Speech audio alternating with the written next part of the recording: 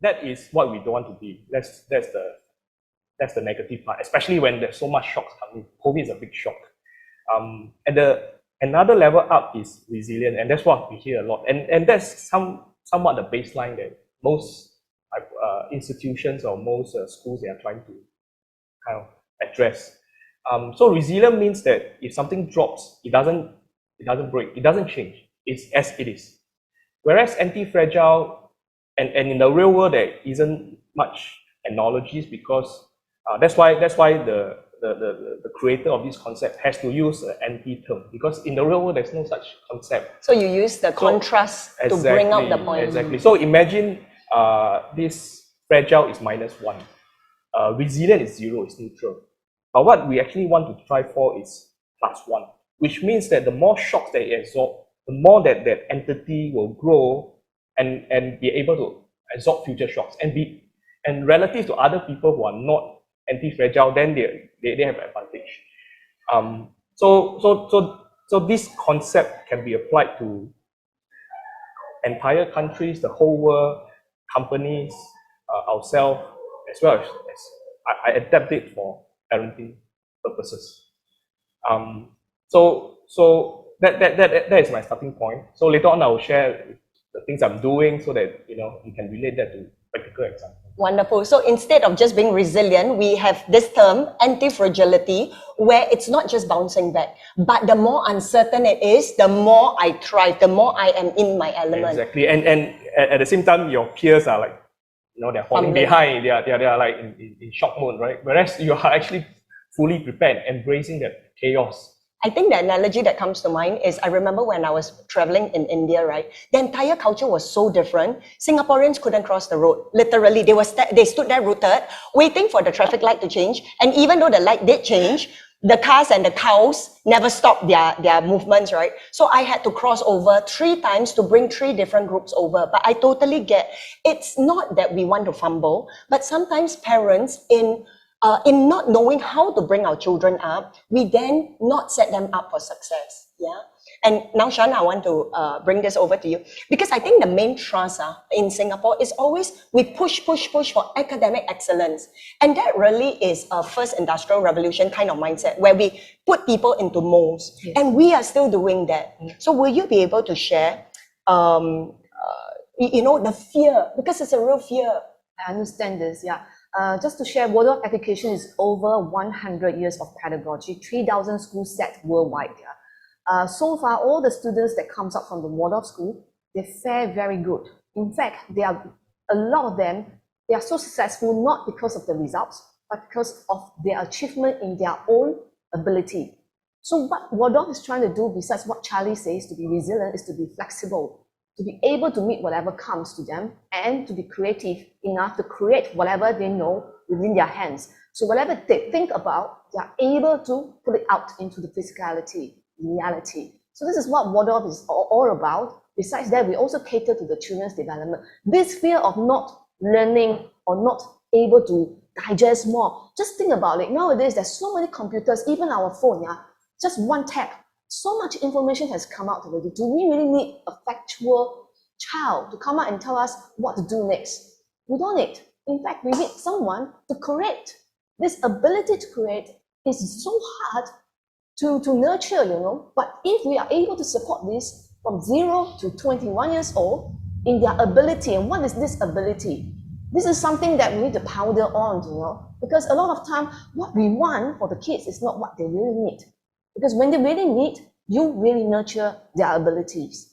And I think what I have to say about that is the reality of 0 to 7 years is there is not a lot of output, right? They may be absorbing and quietly being imprinted a lot of things, but because there's no output, sometimes in this very fast-paced world, we are a bit concerned. Hey, how come I tell you so many times and then nothing seems to be happening? But the analogy is like a bamboo tree where it takes years to grow the roots deep in. Precisely. And then once it's anchored so deep, it's like literally almost overnight. Every day they grow 1 cm. And look at how sturdy and yet flexible they are. We have a protocol that children need to achieve this and this and this.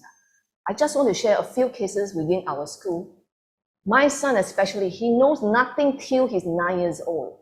I thought he has learning difficulties, you know. I went out to all the lecturers in Waldorf, Germany, Australia, US. Yeah, I went to ask them, is my child having difficulty? Because I am tested upon it.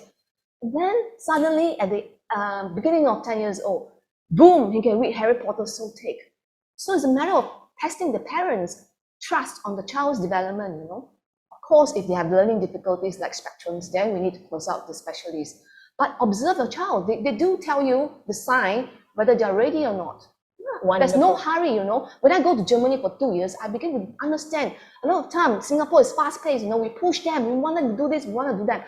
But the German culture can be so relaxing that I could not adjust because they just let the child be. Wonderful. And together with what you say, Has, you talk about, you know, in preschool, because you've taught many in different institutions, there's so much enthusiasm when they're younger. Yes. And then by the time you go to secondary school, they are like, right? And can you speak a bit more about that? Okay, yeah, so that's... And I think from the angle of, for parents, what can parents do? Because the system is what it is. But what can parents do in creating that culture at home to support that interest in true learning, not just getting grades? Yes, precisely. So I like listening to children and I love working with children. And to me, the best teachers are children, not the experts. Just, I love what he's saying, okay, because he's saying we're teaching the past. And that's what I see. I may not have that theoretical knowledge, but I see it all the time. All right, children come in, Miss Haas, I have no time. I have no time. My mom has no time. My father has no time. Nobody has time. We are already putting this time pressure. Okay, the first time I hear is no time. Number two, when I ask them, because ours is about being positive, right? So everything we do is psychology based for children, right? And to empower them, the mind, body, the heart, and to express themselves. That's why we include drama and music, even at primary school or teens for that matter. And what they say is, when I say, what are you thankful for? You know, so we would just discuss. And they say, I'm thankful I finished my homework. I'm thankful that my tuition, I scored 100. I'm thankful that I got A. I said, everything is about school. Don't you have other things? Don't you have other things in your life that you're thankful? Our whole life is about homework, Miss Haas. You know, and that is what they say. And they say it with so much intensity. When someone says it with so much, our whole life is about homework. What does it mean? That means they have put a lot of energy and focus into that. Now, how can we help them? Instead of just focusing on having them to do something, you must do this, you must do that. And if the child feels that I have to do this every day, how can you then create these positive vibes within yourself and around you? Because everything you have to do is, I must, is not my choice. So we must give them choices, especially as they start in primary school and even in teens, even more so. Give them choices. What is it that they want? What's important to them? Because while we want to achieve something, we need to know the how, but 80% of success is the why am I doing this? Does that make sense? Wonderful. The why. In exactly what Simon Signet started with, what is our why, which is the core. Yes. But too often we are caught up with the how and the what and the doingness instead of being centered on the beingness or what makes me happy. Yeah. And when they do it, do you think they're happy when they get 100%? I'm so, just listen to this sound, okay? I'm so thankful I got 100% for my math. Is that excitement? If you want enthusiastic kids, what does enthusiasm mean? Doing something with excitement, thinking of something with joy and sparkle. I'm so thankful that I finished my homework. Oh, It almost sounds like they are relieved. More relieved than enthusiastic, right? So what we want to do is also something very simple. Energy, create energy. An enthusiastic person has energy. Energy doesn't mean you drink energy drink. Doesn't mean you take the most expensive vitamins. You can create energy right now. With your body, sit up tall. With your voice, hi, how's your day today? What was the best thing that happened today? Instead of, how was it today? How was your exam paper? Do you finish your homework? Right? Yeah. What was the best thing that happened today? Bring that energy first. Then you can talk about other things. I'm very passionate about this because, you know, you can't create it just like that. You have a choice. And it makes a difference, right? Like it's something as simple as this. When I walk in, I can choose to just come in quietly with all my gloom and all my worries, or I can choose to say good morning, regardless of whether it's being returned. right? Because Yeah. then we are from a point of creation or creator, Yes. impacting instead of being at the effect of, we are the cause. Yes. So I love that. You create. And I love what you said. You got to create the energy, the vibe, the space. People say, oh, that one has good vibes. How about you creating the good vibes, right? We can create that vibe. So, Yes, and it is a learned skill. I mean, really. Absolutely. Whether, optimism, pessimism, I think Yes. it's all learned habits Yes. that we grow up in, and then we think, oh, I'm stuck. No, I'm the pessimist. But that's not true. I think we can all be realists, be present in the Yes. moment, and create with our words. Yeah. Yes, absolutely. Thank you for spreading this. Love this. Wonderful, wonderful, Has. And Charlie, so you talk about anti-fragility. How do we, let's say I'm bouncing back already. Let's just baseline resilience, right? And then now we want to bring our kids up to the next level of being anti-fragile, which means the more volatility, woohoo! Yeah. I get to celebrate. Yeah, if you can share. Maybe I can add to Has' point of creating the enthusiasm. I think as parents, the school does a lot, but what value add do we bring to the table, right? Correct. And I think playing games with them is very important, and it's a age appropriate games, right? Because when they are older, then they can play more sophisticated games. So I've been playing games with them, and I invented those games with them since they are young, and they love it so much. But there's a lot inbuilt learning inside. For example, one of the games we've been playing recently, now they are Sec 1 and Sec 2, so that will give you the context, is a Shark Tank. So we are watching Shark Tank. There are many seasons for you to go through, and we are playing the role of an investor. And every time they kind of guess it right, whether the investor will invest or not, who will invest, and then we there's so many things that we pause and guess, whether it's the price of the product, and we are all earning points, and eventually they can monetize that, because instead of giving them pocket money, now they earn it. And then there's so much fun and enthusiasm, and actually it's seeing how the real world works and bring them to, instead of 20 years old before they learn all these things, they learn and start to observe those things when they're young. So in that whole session when we watch, it's like so noisy because it's like we are debating, and then second guessing, trying to read the psychologies of the judges and presenters and founders. So there's a lot of things you can learn from there. But I think playing games, interesting games, I must say, it really helps. I love what you share about where screen time is no longer just a passive experience, but it's a social, it's a family social activity. And it's like I push you a bit, we push, and then everybody is free to express, to build on ideas. And I think that's amazing. I think that is also adding, I think maybe there will be questions on, let's say, what is the school not doing enough, and where should a parent come in? I think being entrepreneurial is very important. It's a whole package of skills that it's not just a single silo, but actually it's talking about communication, marketing, creation, transforming your ideas into something tangible of value, and how do you also capture the value, contribute to society as well. So it's a whole package of way of thinking that I think normally the schools don't address that. I think as an entrepreneur myself, I see how important it is.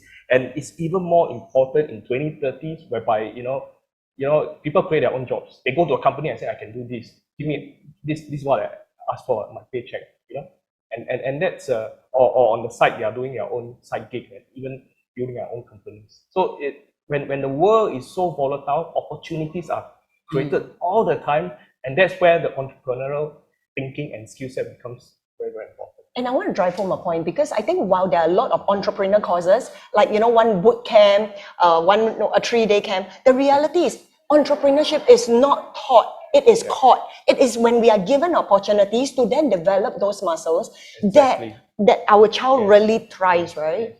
When my girls was like 6 and 7, they already did their first entrepreneurial project. It's a neighborhood recycling project. So they have to organize and market to all the households to say, put your things outside, and then as part of it, if you like, you donate something, and then everything will be collected by other kids that they are schoolmates, and then they organize. We have nice photos from there. So they go all the household and collect the thing, and then obviously there's the environmental impact, awareness, and then there's the real thing being recycled, and then at the same time, they are in their holidays, instead of just doing nothing or just watching YouTubes and so on, they're actually converting their kind of energy into something useful, and that is donated to the SPH Pocket Money Fund, which is like benefiting other kids in the process. So whose idea was it? Was it yours, your wife's, or or a family project to start? Because my starting point is very different from other parents. So because of that, I cannot take reference from other parents.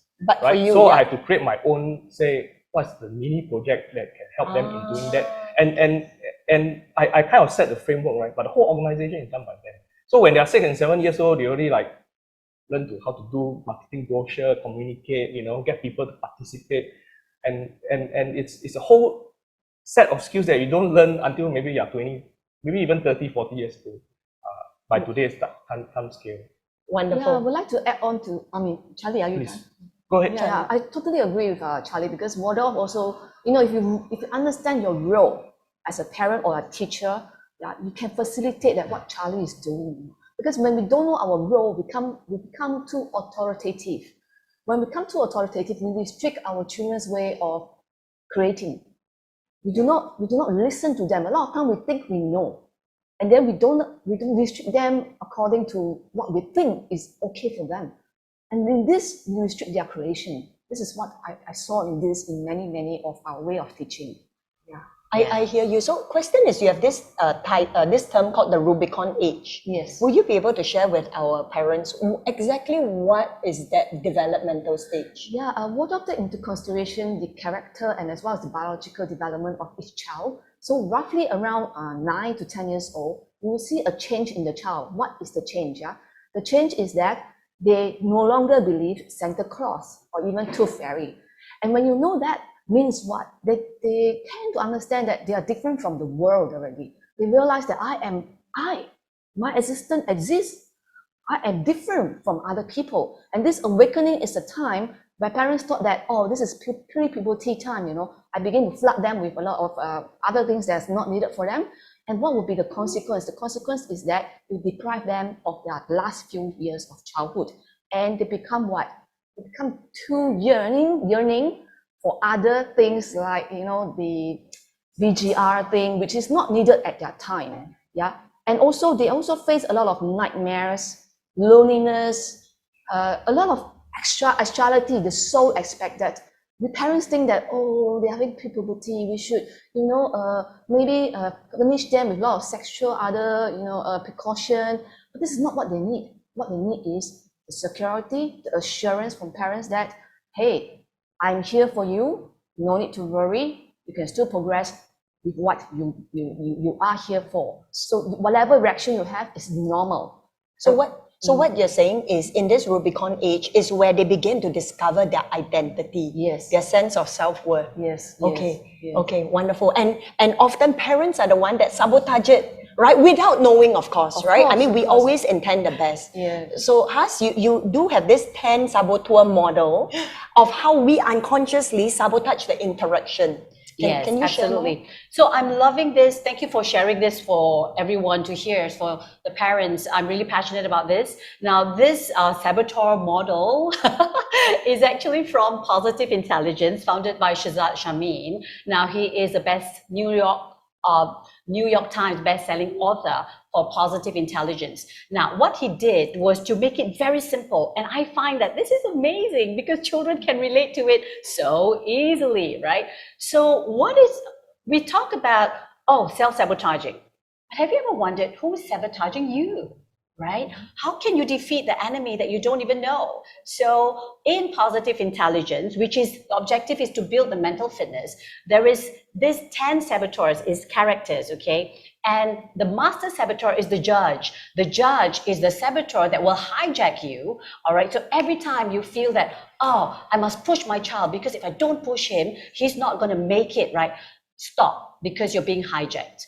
How long do you know you're hijacked? Even for that 1 second when you start worrying, what if he cannot? You know that you're being hijacked by the judge, all right? So what's the opposite of the judge? So when you know that you're being hijacked, go to the sage. Well, there's a saboteur in you there's also the sage in you. The angel voice. The angel voice. Oh, nice. Yeah, the sage in you is the one that starts with empathy. Have empathy for yourself, for your child, and then get creative, get curious how to help, and then find ways to innovate and find solutions. All right. So the long and the short is that both the saboteurs and the sage live in different parts of the brain. Of course, when you're hijacked and you keep thinking, oh, worry. For example, the accomplice saboteur, the master saboteur is the judge. There are 9 other accomplices because of lack of time. I'm just going to cover one, okay? Which I see very, very commonly in Singapore. Hypervigilant. Worry, scared. What if, right? What if you cannot make it? What if we're left behind? Worry. And even the child said, I think, Miss Haas, not the child, many children. Every year, I will have at least 10 children telling me, Miss Haas, do you do this for parents? I think my parents need help, not me. Because they're so worried. They don't leave me alone. Right? So the hypervigilant, you're worried so much, you're hijacked. So what you need to do is, you need to do some 10 seconds exercise. Can I just show? Yeah, come, let's do it. Let's do 10 seconds exercise. So let's say you're hijacked, you're worry. Remember, 1 second, that's it. You're hijacked by the saboteur. So all you have to do, this 10-second exercise is called PQ wrapping. Very simple, rub your palms. Now, the whole objective is for you to get out of your head into your body. And do you notice that you're breathing? Yeah? You see, you're already taking a deep breath. Okay, let it go. Can you feel that nice tingling sensation in your finger? Guess what? That's your energy. So the saboteur lives in the head. Get out of your head, into your body, cross the bridge from saboteur to sage. Get curious, have empathy, because you know why? When you worry, you make yourself sick. Truly. All right? So yeah, I hope this is useful. To find out more, we have a Zoom tonight. Yes, tonight.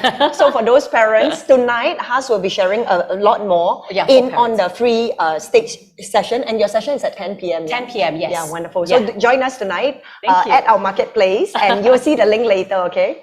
Yeah. Otherwise, thank you so much, Has. Thank you. And I think Charlie. there's a previous question I've not answered. Yeah. I asked you what were the skill sets, right? Yeah. I like to think of this as the skill set is important, but what I think more important is the mindset. And I don't think it's the school's responsibility to impart the mindset. I think it's the parents' responsibility. And the mindset is something like the operating system. And you start at the foundation stage. You start very young, even when they are toddlers. I start working on them on the mindset. The skill set will always change over time, and some will be covered by the school's enrichment. Some is where there are gaps, then that's where the parents come in.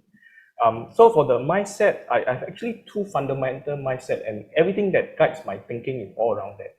The first is called the locus of control. So just now we are talking about actually what are the good things that we can bring from the past to the future. So these are things that are evergreen. So locus of control means that how much do you think that what happens to you is your doing? That means that it's internal locus of control, or it's an environmental factor. And successful people, going through all the research and scientific studies have shown that most successful people think that they believe that they have an internal locus of control. In fact, a very strong internal locus of control compared to people who are less successful. So one of the things I've been doing since they are young is this locus of control. So it starts when they are very young, because then that's where the operating system is programmed, right? Just like Shan. I love what you're saying, because something that I do with my kids, right? Even when they're young, 2, 3 years old, when they want something or they're asking for something, instead of giving them the solution, I will ask them, what's your creativity? What's a solution? Then they are forced to but I think because they're so young and there's no resistance, it literally becomes automatic for me to be responsible for my outcome. And in this age whereby everything is done for them, I try to reverse it. It's Purposely don't do things. At home, there's Ask like them to 2 do or things 3 for women us. looking after all their needs, right? They have time constraint, but as much as possible, I like to build the cause and effect when they are young. So for example, when like my girl is like 3 years old, 2 years old, something, she dropped something, and it's like she cannot find it. And she dropped a small toy, and then the house is like somewhere beneath the sofa or somewhere. And I say that if you cannot find it, you don't sleep. Because you have to take action for you have to take corrective actions for what you did, right? The mistakes you did, right? So, and the fact is that the thing can be found, right? You have eyes, you have your senses, and It's just in this area. It will not disappear, right? So it's like, oh, after that, she spent a lot of time, about 45 minutes. Eventually, she found it, and that's where the feedback loop is very important, right? Because the cause and effect, they need to understand that, you know, what is the feedback loop? Because if they do something and then someone else take care for the errors they have made or the things they left behind, then there's no feedback loop anymore. And that breeds a very external locus of control. So another example is when she's like 5 or 6 years old.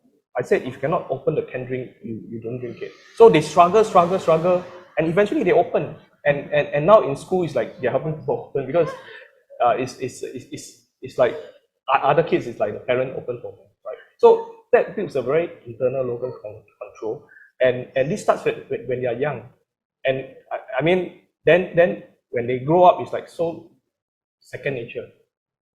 I love what you're saying, because what I'm hearing is independence. So you mentioned two mindsets, right? So one is building that increasing the internal locus of control. Yes. And what's the second one? But let me give you one more example for the first one. When my two kids are like 8 and 9, they bought an IKEA table, and I said, go and fix it. So it's like they're playing Lego and having fun and spend like, in fact, they spend the whole night, and then there are some mistakes they have to disassemble and then put it back again. But eventually, it shows the cause and effect. And they can do it. Why you need adults to help you to do it? In fact, my adult chair, I asked them to fix it for me. So they create value in the process. So that's the first one. The second one is... Wonderful. What I want to say is, likewise in my family, right? When we buy the IKEA chairs, we unpack the whole thing, and even the 2-year-old boy has a role to play, right? And you hold this down, so everybody does it together. And at the end, I made this chair. And I think that sense of accomplishment increases their self-esteem, because they know I am a contributor. I have an integral part to play, and I made a difference. But I think too often when we do things for our children, we rob them of those opportunities to know that they can do so much. Yes. Yeah. The word about contribution is very important. I don't believe in, you know, when they're studying, they're just consumers. Then only when they start to go and work, then they start to contribute. I see that it's very important to overlap it as early as possible, that they are contributing even small parts, so that it's second nature. In future, you don't have to make a big jump, right? Suddenly, I need to contribute something. It's who you are, really. Exactly. So the second principle I use is future orientation. I mean, not surprised as futurists, but societies and individuals who are more future oriented tends to be more successful. What does future orientation means? Actually, just now, Shan, and I think you kind of mentioned the bamboo example, right? The rule of life is this. Anything that is worth something, it takes a long time to build. It takes an instant to destroy, right? It doesn't drop from the sky. And because of this instant gratification word, actually is counter this sort of how the real world actually works.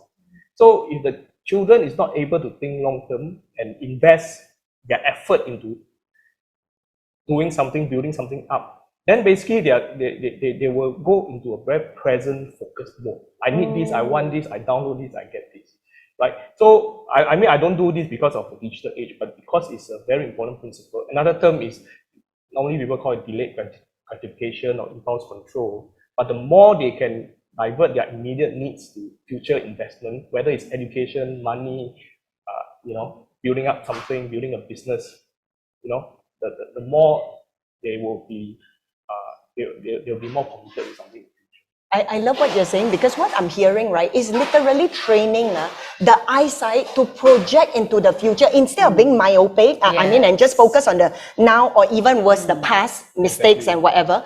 We lift up our heads and literally project, okay, I may not get, you know, like delayed gratification immediately, but can I do it for the joy of like 5 years, 10 years? Because I assert now that many adults ourselves need to learn that.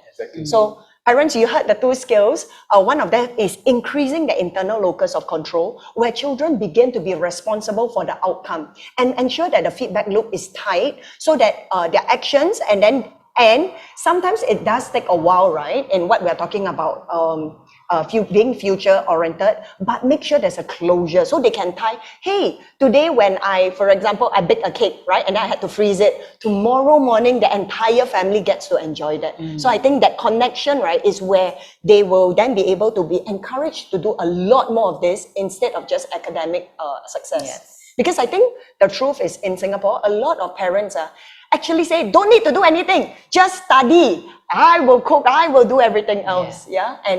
And that is short term, because yes, you may get your grades, and that's the truth. You may be first, second, third in school today, but what does that mean in the future for them? For us, we would have been old already, you know, but for them, would that mindset, the lack of muscles development, serve them by then? Yeah. Can I add to that? So, for example, I'm making them cook meals at home. So the full meal is cooked by them.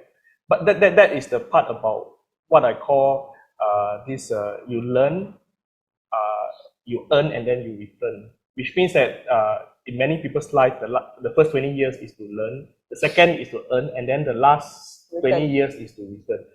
That works maybe for our generation, but beyond that, they should be agile. They should be broken up so that when they are young, they are doing this iteratively, right? They are contributing, and then they are earning something also in the process. They are learning. So it's a whole loop that you can start young, and the school doesn't kind of teach them that, right? Or you know, I think that should really be reinforced. And to add to that, the gamification part, I do a mini chef junior at home, Ang Mo Kio version where I stay, and the two of them have to compete with one another, and then the judges are the family members. And there's so much fun and learning in the process. I love what you say about the learn and return model. And build around that is one challenge, right? You go and accomplish this, and in the process, you'll do that. And what I'm hearing, right, is can you imagine if we have many of these reiterations within a day? So for example, household chores is a very simple way where we can first show them, right? This is how you wash the dishes, you wipe the window. And then after the learning is for them to earn, like do it well. And then that would be and congratulate them on it. Because I think sometimes we ask them to do, after they do, we are like, shoot already, you know, and the failure to close the feedback loop is what leaves them maybe incomplete in some form.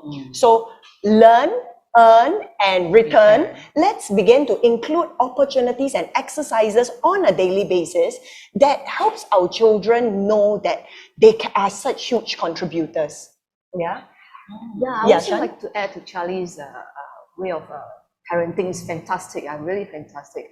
What I could see is that you're nurturing their soul element, the quality of it, that they empathize. You know, when you do something for other people, it's like when they're growing up, they know how to contribute to society. They're not brought up in a materialistic world where everything is catered for them, but they are nurtured in a sense, hey, I'm doing this for others, and I got some response back. It's a kind of nourishing, you know. It is very something lacking in the education right now, which is what Waldorf is trying to do, to create a wholesome, holistic person with a lot of empathy, love for the society. I love what you're saying, because I think in this strawberry generation, we call them, right? There's a sense of entitlement. You should be doing this for me. You know, and that's why they say, right, in the new generation, EQ is going to be more important than IQ. Okay, so as we talk about EQ, I want to shift our last topic on how can we help parents to identify our child's unique gifts. Because each child, when you talk about the soul, it comes from within. I don't have to fit into society, but I was born to be a contribution. But instead of, you know, the society, let's say I'm a circle, society forces a square, forces me into that square, right? How do we help our children? How do we help identify their unique giftings for each of our children? Anyone? Shan? Okay, Waldorf does a lot of character building along the way. We do not identify them, we facilitate their growth, their character building. So we come in with a lot of storytelling. Let's say they have issues with behavior problem with their friends, we come up with a story that heals in their problem. We don't directly tell them, hey, you have this problem and this one, because, you know, it's just like when I tell you to do things, you were like, okay, this is more intellectual. Can the child really digest what you're trying to say? So when it comes to like this, you're tackling on the intellectual, you're not going into the soul element, you will not be able to support in that sense. So we need to know which area to come in order to support them, then this uniqueness will grow. If not, then it's like, again, weighing scales, you're sacrificing the other side of it. So as a parent, we have to observe first what the child needs. It will come through their behaviors, Are they really tired? Are they really like aggressive towards you? Why? Why are they telling you all these things? For instance, for my son, when he was young, there was a period of time when whatever I share with him, whatever I want to do with him, he could not come together with me, synchronize. I began to ask myself what had happened, Then I realized, as parent, I have some issues with my husband. This actually also deter him from growing. He would be affected soulfully, emotionally. So then I asked my lecturers or someone that could help me. The positivity comes in then. So we begin to do more positive. We focus more on the positive stuff. We reward him on the positive stuff, and then the negative stuff we do not want. Yeah. On the other side, some children they come with lots of talents. Yeah. They become like one-sided because as adults, we don't come in and say, we work this job for life. We can't promise the future either. So Waldorf give them a tray of buffet, of things to learn. Why? Because in one day, they will make these tools. For instance, we do a lot of sculpting clay. This sculpting clay is very different from the normal sculpting clay. And then wet-on-wet painting. Wet-on-wet painting goes into the live etheric process that we call it qi chang, And then the other one is artistic movement, eurythmy, and many things. Even astronomy. Astrology, we also teach to our children. Why? We need a connectivity to the nature. When we know our existence in this earth, then this uniqueness will come in. Hey, what do I do on earth? This is what Waldorf is trying to, facilitate the child's growth. Yeah. I love what you're sharing because what comes to mind is Howard Gardner's 11 now multiple intelligences, where in our education system, we only celebrate 2 of them, linguistics and mathematical, logical, right? But there are another 8, for example, existential, right? What's my purpose on this earth for? Naturalist. And all this, right? I think what I'm hearing is the more we open our kids, give them the exposure, the more that will be easier for us to then see what their natural affinity is for. And I would like to add, I love this conversation. So I just ended a camp last week, right? And one of the question is, because the Happy Me camp, the art and science of happiness, right? So what are you curious about? And we as parents or teachers may want to facilitate and go beyond the norm. What are you curious about? Science, curious about the zoo? No, I say, I'm going to start. I'm curious about how the planet interacts. And that's true because I am so into Vedic astrology now. It's like, oh, it's so fascinating, right? I'm curious. Then they say, yeah, me too. I'm curious about what happens after death. One more said, Miss Haas, I'm curious about how babies are made, but my mom refused to talk to me. And I was like, yeah, me too. I'm curious. Wow, I was like, that's what excites me. Ask them, what are you curious about? Have the courage to go beyond the social norm. Don't be afraid, because if we are so in the box, our child will be in the box. And what box is it? Whose box is it, right? The other thing is that every child is unique. While you see an extreme behavior, when the child is bossy, this is another true example of my family coaching. I love this story.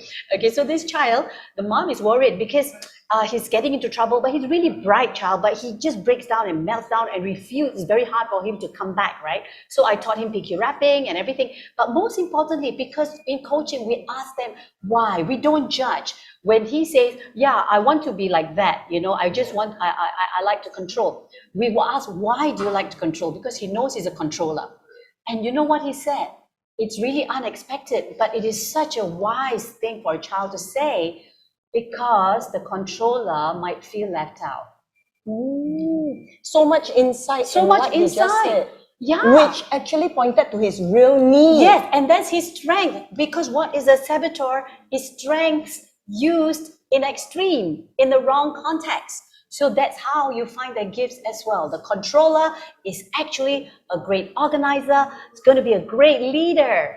But if you don't nurture that, it will just like you're controlling your sister, so it's like, look at the gifts, find the gifts even in bad behavior, because that are signs. So this is something that I hope that people can look beyond the conscious. I so love Yeah. what you're saying, because very often I share that often parents are focused more on the symptoms, you know, instead Yeah. of focusing on the root. Like, what's the root? Because at the root of every bad behavior, there are Yes. real needs that are not met, you know. So I love what you're sharing. And I think with that, right, I want to talk about solutions as we bring this to a close. Specifically, how do we now bond? Because I think, Shan, you talked about specifically, you know, if the relationship with husband and wife is not good. What if the relationship with me and my child is already strained? When I love your question in specifically, you know, me asking my child why. But sometimes, especially if we have trained them through the many years of giving us politically correct answers, their why may not be accurate. Yes. Their why has lost that sense of Yes. imagination. They are just giving you the answer you want so you don't scold me, or so I make you happy. And that's the reality, because parents forget that we are our kids' greatest Asian hero. parents, Asian kids. Yeah. Asian parents, Asian kids. Yes. So I think for parents, as you listen to this, tune in, continue to ask, you know, whatever their answers, don't need to correct them or tell them your suggested model answer, but just create that safe space so they can truly listen. Yeah. Okay, so if we can bring this to a close, if let's say my relationship with my child is already strained, what is something I can do to begin to say sorry or rectify or reconcile? Can I just add a short one, okay? So basically, what I love to let parents know, and this normally happens, drained is when the child is older, right? Older, I mean, usually it starts about after 8 years old, right? Usually. Don't speak. You know the song, Don't Speak? Sometimes words has no meaning, especially when it's drained. Think of energy.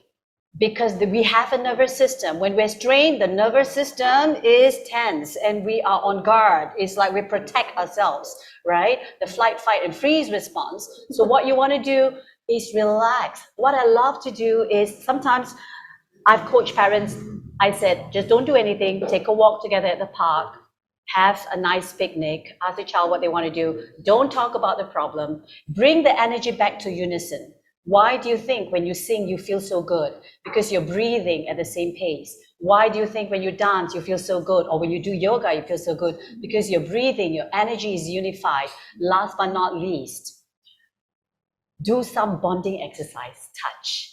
Because what the child really wants is not to have you as an enemy. But the child wants, I need a mom, I need a dad, I need someone to root me down and let me know that all is well and I'm secure. So what I'm hearing, that's so beautifully put, like really play with them, massage them, hug them. When was the last time we affirmed them, right? The 5 love languages with words, touch, our time. Just now we brought up, right? Time is something that's so scarce, and we didn't get to cover even that, right? Yeah. So wonderful. And Shan, any, you know, techniques to bridge that again? It's not about techniques, you know, it's about reflection, yeah. Because the parents, if you have a strained relationship with the child, meaning that your parenting style does not work anymore. So you have to reflect upon it, whether it's the rhythm, the lifestyle, whether you're restricting your child, you speak too much, like what Hare says, you know, you restrict your child too much, that they suffocate. Yeah, there's a time that we say sorry to the child by showing that, okay, I'm going to change it. It's okay to make mistake as a parent, because we're never born perfect. Yeah. And always I have these 3 things that in mind as a parent. Anything that is dangerous to the child, harmful to the child, and the child does harm to others, you stop. Other than that, give them the space to breathe, give them the free play, give them the rights to do it. Wonderful. I'm just thinking, right, because I think the definition of danger or risk is really subjective. So for example, if I say I can cycle with no hands on the road because I've been, you know, it's easy for me, but for someone who doesn't have that skill set, so dangerous. So I think really it's on parents to expand ourselves, because when parents expand ourselves, you know, just like a koi fish, you put a koi fish in a small pond, the maximum length the koi fish will grow to is limited by the size of the pond. And I would liken the pond to us as parents, our boundary. The wider we are, the more we allow them to fail, and then we celebrate. For me, we celebrate, you know, when they fail, I'm going, yes. And how much more did you fail today? I think then there's that heart to let's go and make mistakes and learn and celebrate, instead of like, don't dare to raise the hand. So I think it's really about parents expanding ourselves, and it's a very powerful lesson because it's us getting uncomfortable. But as we role model for them. Hey, I'm uncomfortable. I would really rather, but I'm doing this because I want to grow too. And we are on the same journey together. I think that is a lot more powerful in terms of a relationship that I can have with my child. Can I reinforce that? Yes. So I think the word comfort zone, right, is what I see many parents trying to keep their children within. And once they get uncomfortable, okay, never mind, go back to do the same thing. And I think, especially for myself, my model is after the comfort zone is the fear zone. And many children, when they step out, a bit of, bad bites and feedback to the parent, and then they go back into it. And the parents, help them to revert back to them. Instead, my role is to help them to move into the learning zone, where you fail, you learn, and then eventually you'll go to a growth zone. So my to be anti-fragile is, in my view, to keep my kids going past the fear zone, because there's nothing to fear. For example, my girl was like trying to turn on the lighter, and she's so scared and fearful about it. And I'm helping her to eventually, she cried and so on. After that, she's able to turn on. And once she's able to do that, I said, now you do 10 times. To show that once you're able to do something one time, you can do it for the rest of your life. It, and there's mastery, the rest of and your you life, give you them more benefit from practice. it. So imagine when they are young, their comfort zone is very small. And my role is to help them to keep expanding so that their comfort zone is so big that everything, challenges they get in life in future is so second nature to them. I've been trying to learn and overcome this fear all along. Another example, a quick one about the danger part of it. Myself, I'm a bit more bold. So when my girl was like primary 1, she I get her to put a blindfold and climb up the playground 3 stories. So the spider web, I even recorded that, but not recommended for all other parents. My 6-year-old girl, I don't dare to do that because their motor skills are very different. So that's where you see where is the crossing the line for children of different potential. And when I do that with her, I never fear that she'll fall down or something, because I've been like conditioning her and training her to do funny things over a long period of time, and she can do that. I so love what you're sharing, because I think the reality is, parents, there is no one size fits all. Do what, every parent has their own comfort zone. Don't have to be like Charlie. if you say matchstick, I show my kids a matchstick, how you kill the fire with your fingers. And I show that because I am comfortable with that. But for another parent, they'll be like, oh my gosh, you burn your finger, So I think what we're here to say, right, is let's stretch ourselves. Because as we stretch ourselves, wherever you are, right, that space, that pond that you expand within your family is something that everyone benefits in. Yeah. And a lot of times it's the parents' comfort zone, not the children's comfort It's zone. never the children. It's always the adults. If you feel something that's dangerous, just keep it away, out of reach for the child, and that solves the problem if it's so uncomfortable for you. It's just so and easy. if you dare, like for me, right, like the oven, the grills, I don't, because to me, I educate them. So it's not about putting them at risk. It's speaking, explaining, taking the time to teach them, and so they grow up with that confidence, because otherwise, I think the other flip side that a lot of parents do, as we try to keep them within the comfort zone, is fear. Deep inside, a lot of children are like, oh, but scary, and then they don't dare to come out of that comfort zone, and then their whole lives, the decision-making process is on fear. I'll do what costs me less, or a lesser risk, and then, which goes completely against the entrepreneurial mindset that we've been That's speaking why since about. young, I never allow my daughter to say, I cannot. Same. Stand. Can- You have to say, Daddy, can you teach me? Can't, It shows that everything in life can be learned. can and cannot are also banned in our vocabulary. Yes. There was, when we were very young, I was like, we will not use the word can and cannot. Then they challenged me. But I can't fly. Human beings can't fly. So they were trying to be cheeky, right? But I think through many, many conversations and through the years, it's that internal locus of control that we expand and say, it may be difficult. You may not have figured out how, but everything is a possibility. And then in that is how they will grow and make that happen, right? And in conclusion, I just want to talk about, Disney's magic, right? You talk about the circle, our comfort zone.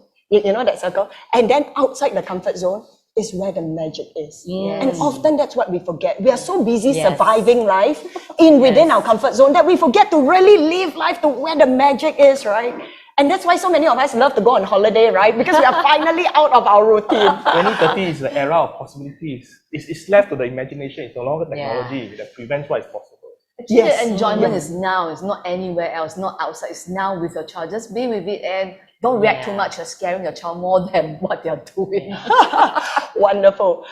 So thank you so much. I trust it was a very enjoyable discussion that you had. And wherever you are, I think this is not a judgment. This is really encouraging, cheering parents on to say, shall we stretch ourselves a bit? Even if my partner may not be ready, I can choose to be that change agent within my family. See you soon for special needs. Bye. Thank you. Bye.